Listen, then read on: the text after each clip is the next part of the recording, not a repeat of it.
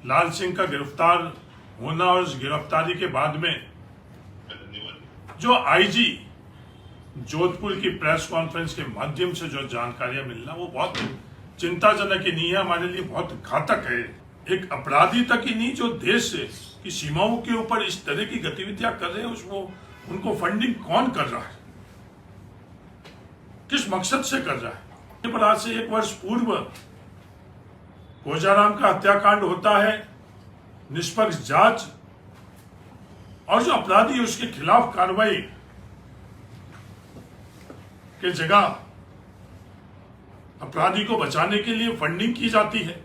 अपराधी कोई भी हो, किसी भी जाति का हो, किसी परिवार से हो, किसी गांव से हो, किसी भी राजनीतिक दल के किसी कार्यकर्ता नेता के पक्ष में हो, विरोध में हो, इस तरह की चीज आज हम लोगों के देश के लिए बहुत घातक है। इस बॉर्डर के अंदर संगठित तौर के ऊपर फंडिंग के संदर्भ में नहीं आई। इस बॉर्डर के ऊपर जिस तरह के हथियार, जिस तरह का बारूद, असला, जिस तरह की फैक्ट्रियां और जिस तरह की गतिविधियां हो रही है, वो हम लोगों के देश के लिए बहुत घातक है। थार का जो योगदान, थार की अपनायत है, इससे पहले हम लोगों के लिए कुछ भी नहीं। आज हम सब लोगों की जिम्मेवारी बनती है कि इस थार को कैसे बचाएं। बहुत गंभीर हालात थार के अंदर पनप रहे हैं, बहुत गंभीर स्थितियां हमारे देश की सीमाओं के ऊपर हो चुकी है।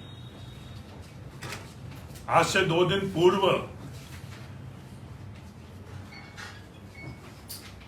जो आज तक हम लोगों को सिर्फ एक अपराधी लग रहे थे, लाल सिंह, उस अपराधी का 23 वर्ष तक फरार होना और उस फरारी के बाद में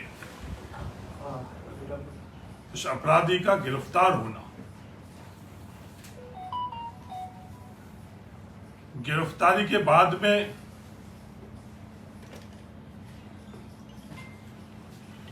जो हमारे रेंज आईजी है पुलिस के जोधपुर के, उनकी जो प्रेस कॉन्फ्रेंस और उसके बाद में जो प्रेस नोट के माध्यम से जो जानकारी हम सब लोगों को मिली है, वो बहुत चिंताजनक है।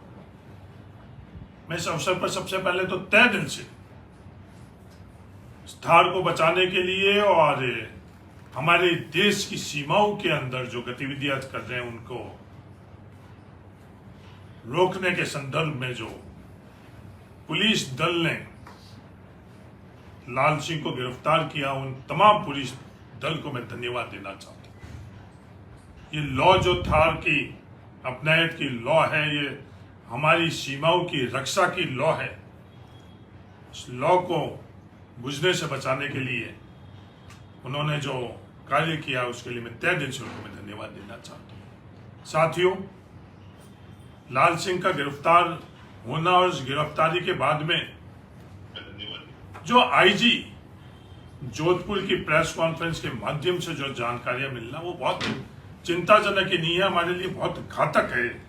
देश की सीमाओं के अंदर हमें हमारे परिवार के लोगों ने शहादत दी। जो जानकारी हम लोगों के बीच में साझा करी, जो जखीरा मिला, हथियार का जखीरा, बारूद, इस तरह के हथियार जो सामान्य किसी अपराधी के पास में नहीं, जो हथियार मिले वो सिर्फ सेना, अर्धसैनिक दल है, सिर्फ उनके पास ही रहे।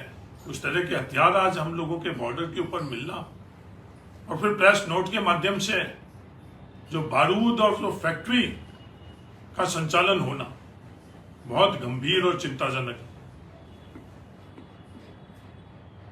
उस क्रम के अंदर ही एक और उल्लेख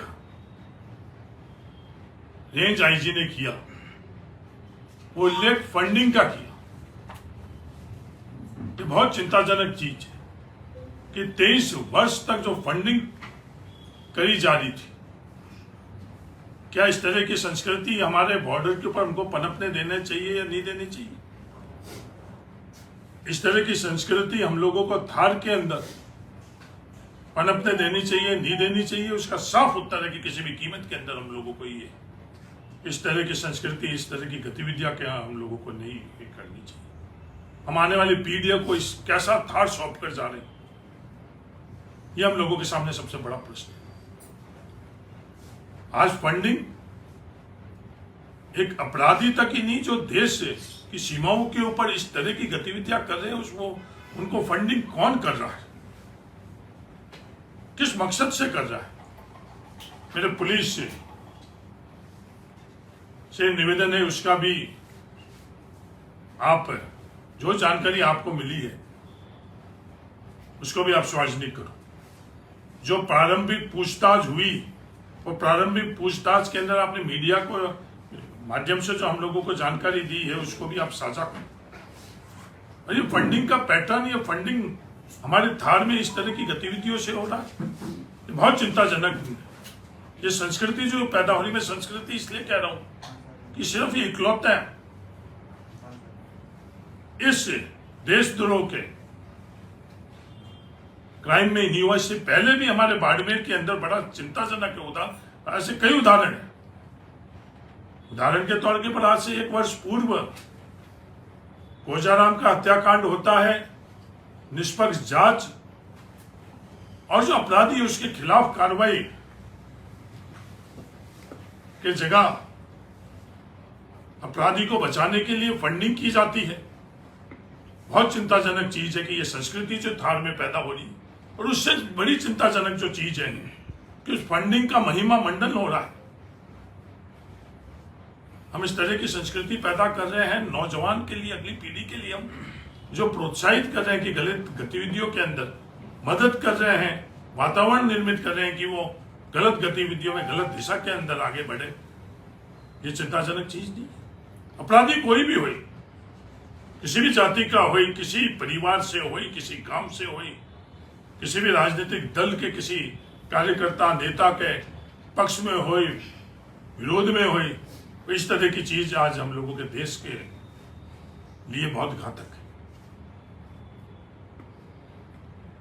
जो पूरा घटनाक्रम हुआ है, इस घटनाक्रम के लिए उसकी सही जानकारी मिले, उस घटनाक्रम के माध्यम से जो हम लोगों के लिए बड़ी घातक परिस्थिति जो हम लोगों के सामने आई भी, उसके लिए हम लोग हर कार्य छोड़कर इसको कैसे हम लोग जड़ से, धार से बाहर निकाल कर और हम लोग फेंके, हम सब लोगों की सामूहिक जिम्मेवारी बनती है। अपराध होना, अपराधियों को जो न्यायपालिका है, न्याय है, उससे भगाने के बाद उसकी सुरक्षा करना, उसकी फंडिंग करना, उसकी महिमा मंडन करना, ये तमाम जो कार्य है ये हम लोगों के देश के लिए ठीक नहीं है, थार के लिए ठीक नहीं है, अपने अपनायत के लिए ठीक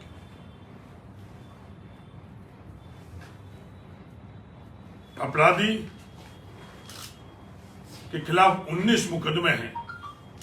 19 मुकदमे किस तरह के हैं वो भी चिंताजनक है।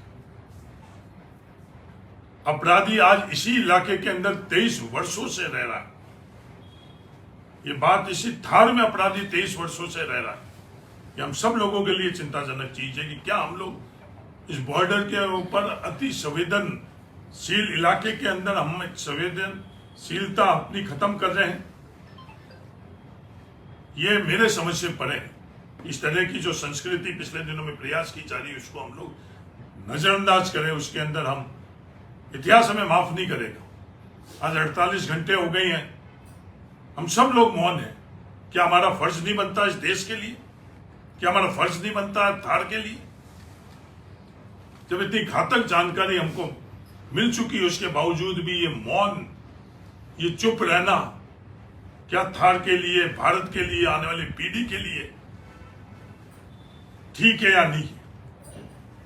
सिर्फ यही चिंता थी, ये दर्द था जो आज प्रेस कॉन्फ्रेंस के माध्यम से मैं पूरी देश के नागरिकों के बीच में रखना चाहता हूं और थार के लोगों को जगाना चाहता हूं, क्योंकि जिम्मेवारी धार के लिए क्या है, उनकी जिम्मेवारी सीमाओं के लिए क्या है। जिस तरह की जानकारी आई है कि सिर्फ एक अपराध के संदर्भ में नहीं आई है, जिस बॉर्डर के अंदर संगठित तौर के ऊपर फंडिंग के संदर्भ में नहीं आई, इस बॉर्डर के ऊपर जिस तरह के हथियार, जिस तरह का बारूद, असला, जिस तरह की फैक्ट्रियां और जिस तरह की गतिविधियां हो रही है, वो हम लोगों के देश के लिए बहुत घातक है। मेरा सरकार से ये मांग है कि न्यायिक जांच कर और कोई भी किसी भी स्तर के ऊपर इन चीजों में सम्मिलित है उसके खिलाफ सख्त से सख्त कार्रवाई करे। धन्यवाद।